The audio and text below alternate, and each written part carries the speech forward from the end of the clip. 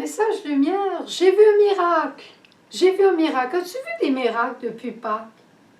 Mais moi, j'en ai vu un. Je vais te le raconter après. Alors, il va falloir que tu restes jusqu'au bout. J'aimerais qu'on regarde ensemble un peu la multiplication des pains. Puis après, je te parlerai d'un miracle que j'ai vu dans les années 80 en Haïti. Un miracle extraordinaire. Non, je t'en parle pas tout de suite. Je t'en parlerai tantôt.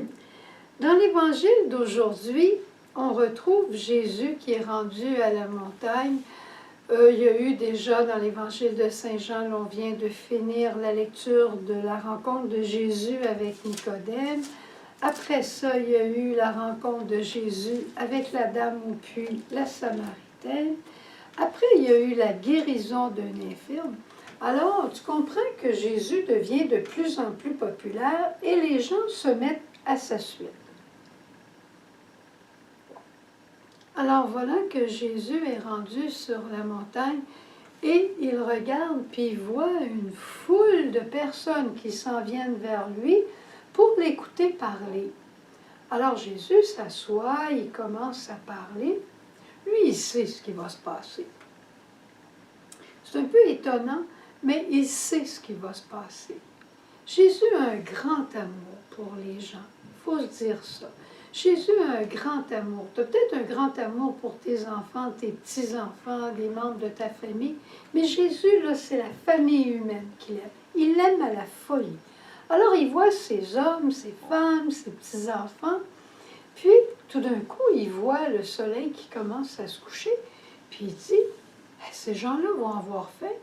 Puis justement, les apôtres lui disent, Jésus, tu ne trouves pas qu'il est temps qu'on les renvoie chez eux, ces gens-là, en voulant dire arrête de parler un peu pour qu'ils puissent se trouver quelque chose à manger?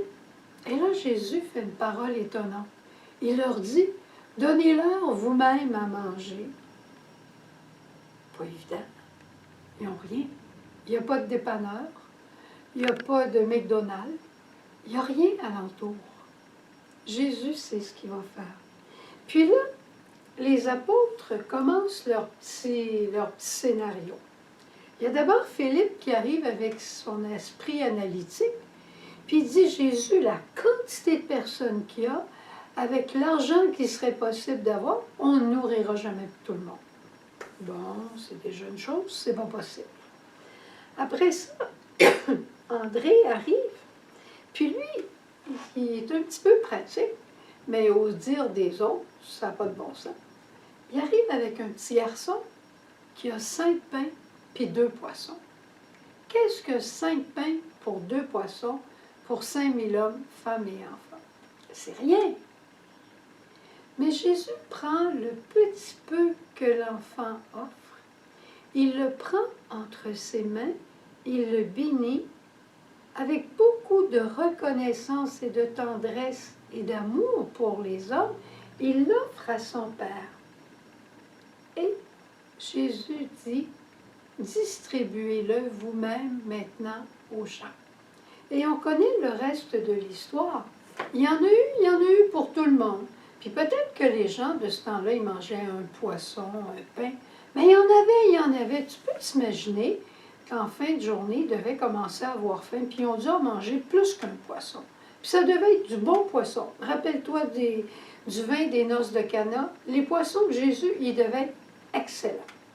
Puis il y avait du pain, il était frais, il était croustillant, il était comme tu l'aimes. Il y en avait plein. Mais il en est resté pour signifier qu'il y en aura toujours. Mais Jésus, il dit, il ne faut rien perdre, par exemple. Même si on en a beaucoup, il faut qu'on ne perde rien. Alors, ils ont ramassé 12 corbeilles, nous dit la parole.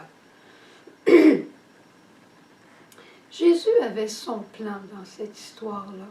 D'abord, il voulait nous montrer l'importance d'aimer les autres qui nous entourent. On devient imaginatif, on devient créatif quand on aime les gens autour de nous. Et je pense que la personne qui pourrait mieux nous parler de la multiplication des pains, là, ce serait nos grands-mères. Je vais aller une génération plus vieille que moi, là, alors je vais aller aux grands-mères.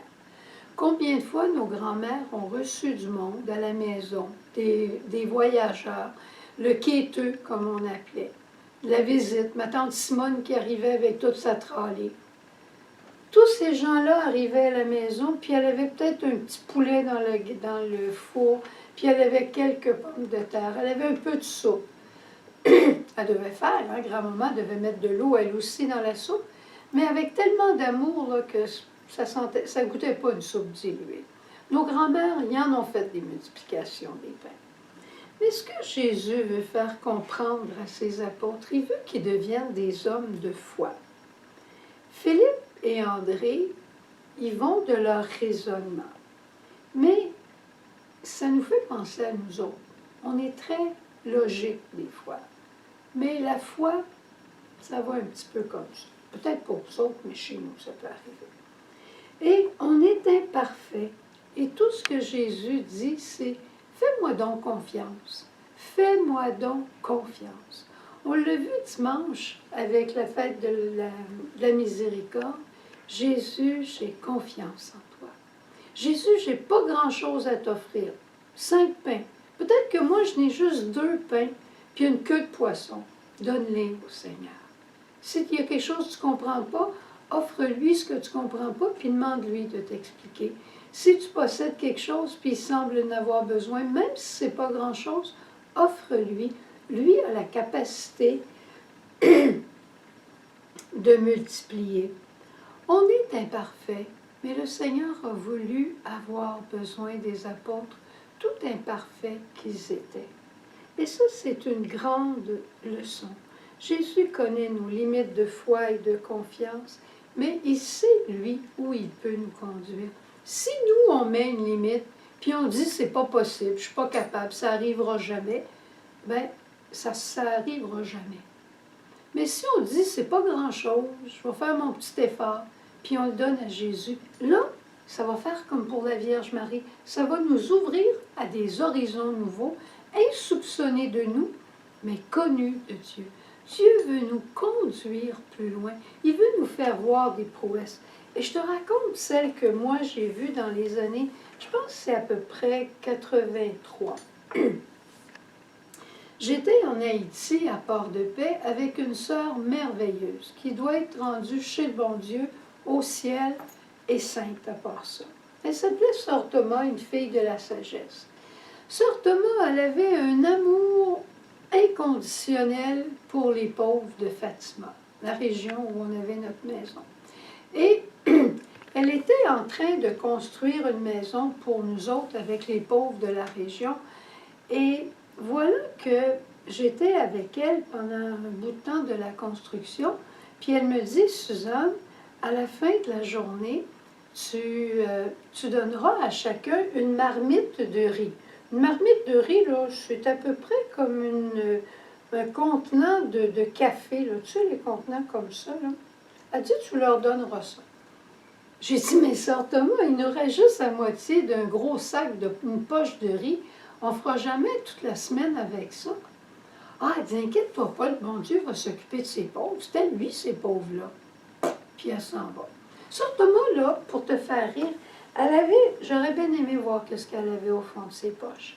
On arrivait dans les magasins, puis elle mettait la main dans sa poche. Je disais, Sœur Thomas, avez-vous de l'argent pour qu'on puisse payer les clous, les choses de ciment? Elle dit, attends, je vais regarder. Puis là, elle la pesait loin, loin dans le fond de sa poche. Puis là, elle revenait, puis elle me donnait des cobles, des gourdes, de l'argent. Je me disais, elle a-tu une banque dans le fond? Elle fait-tu de la magie dans le fond de ses poches? Mais elle avait une telle confiance en Dieu. Alors, elle me dit, tu leur donnes à chacun des 10-15 ouvriers qui sont là une marmite de riz à la fin de leur journée. Puis moi, la première journée, j'ai dit, on a peut-être pour une journée et demie. Vous savez, j'aime beaucoup les mathématiques. Alors, je calculais mon affaire. Une journée, ça va. 2 jours, ça va. La 3e journée, je dis, c'est drôle, il en reste encore pas mal. Moi, j'ai du mal voir mon affaire. Mais là, j'en donne encore une marmite à tout le monde. Puis jeudi, il y en avait encore. Puis vendredi, il y en avait encore, puis il y en avait toute la semaine. Puis veux-tu savoir, à la fin de la semaine, on n'était pas rendu au fond de la poche, il en restait autant.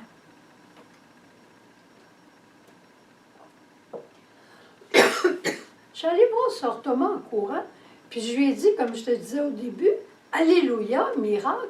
Je disais, Sœur Thomas, il y en a eu toute la semaine, il y en a encore. Puis elle me regarde bien naturellement, bien naturellement. Puis elle me dit, ben oui, c'est normal, c'est les pauvres du bon Dieu, il va les nourrir. Je l'ai vu de mes yeux vus.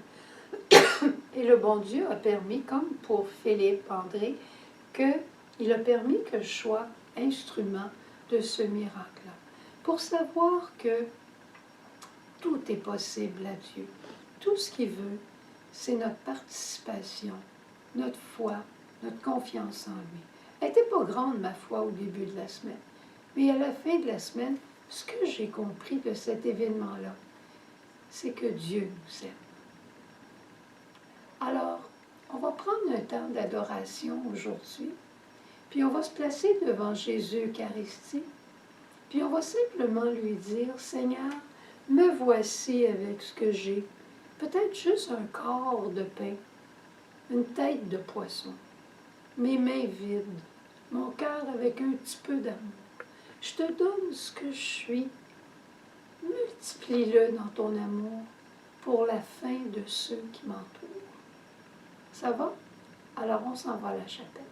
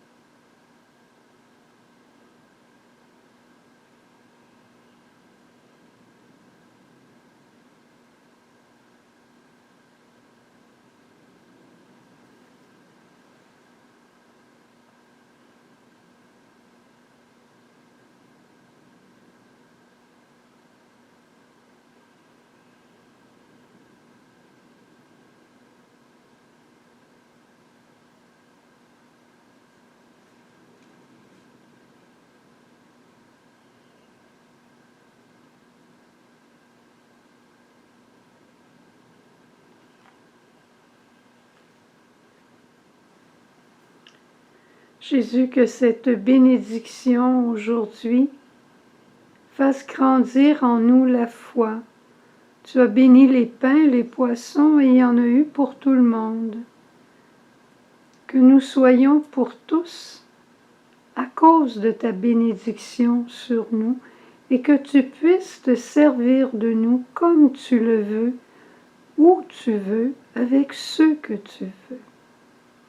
Que le Seigneur nous bénisse et nous garde, qu'il fasse briller sur nous son visage, qu'il nous accorde la paix, qu'il nous accorde une grande foi et qu'il nous redise encore combien il nous aime. Amen. Tournons-nous vers Marie pour tendre les bras vers elle et nous appuyer sur sa foi à elle. Marie, ma mère, je tends les bras, c'est ma prière, dirige mes pas. Marie, ma mère, je tends les bras, c'est ma prière, dirige mes pas.